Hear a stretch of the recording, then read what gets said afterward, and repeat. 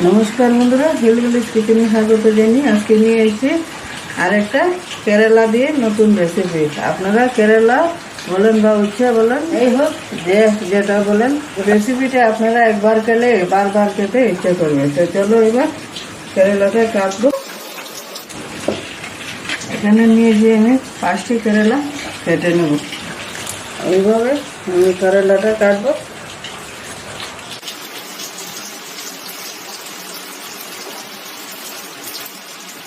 এইভাবে আমি সবগুলো কেরালা কেটে নেব। সবগুলো কেরালা আমি কেটে নিলাম। দেখেন এইভাবে লম্বা লম্বা করে আমি কেটে নিলাম। দিয়ে দিলাম 1 চামচ লবণ। লবণটা মেখে রাখবো। তো লবণটা আমি মেখে নিলাম। এবার রেস্টে রেখে 15 থেকে 20 মিনিট হয়ে গেছে। এবার আমি ভালো করে ধুয়ে জলটা ঝরিয়ে নেব। এখানে সর্ষে নিয়েছি, সর্ষেটা প্রথমে আমি শুকনা ঝরিয়ে নিলাম। এবার এখানে দিয়ে দেবো বড় সাইজের পেঁয়াজ আমি কুচি করে কেটে নিয়েছি, দিয়ে দেবো। এখানে 2টি কাঁচা লঙ্কাও নিয়েছি, দিয়ে দেবো। জল দিয়ে মিহি পেস্ট একটা বানিয়ে নেব। এখানে আমি কেরালাটাও ভালো করে দিয়ে জল ঝরিয়ে নিয়েছি। আর এখানে 2টি কাঁকড়িও নিয়ে নিয়েছি। হলুদ লবণ দিয়ে ভেজে নেব। দিয়ে দেবো লবণ, হলুদ গুঁড়ো। গরম হয়ে গেছে। এবার দিয়ে দেবো কাঁকড়ি আর কেরালাটা।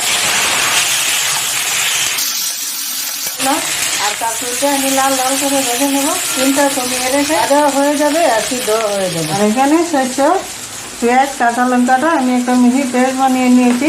এর মধ্যে দিয়ে দেবো কিছুটা লাল লঙ্কার গুঁড়োটা দিয়ে দেবো। আমি লাল লাল করে ভেজে নিলাম। আর কেরালাটা এইভাবে লবণ মেখে ভালো করে ধুয়ে আর তেলের মধ্যে ভেজে নিলে একটু বাতা চলে যায়। আর রান্নাটা সিম্পল হলেও খেতে অসাধারণ লাগে বন্ধুরা, আপনারা একবার ট্রাই করবেন।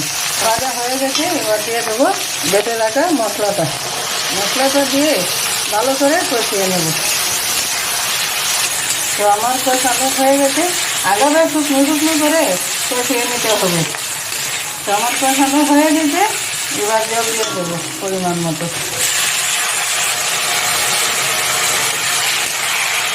এভাবে আমি মাখা করে বানিয়ে নেব।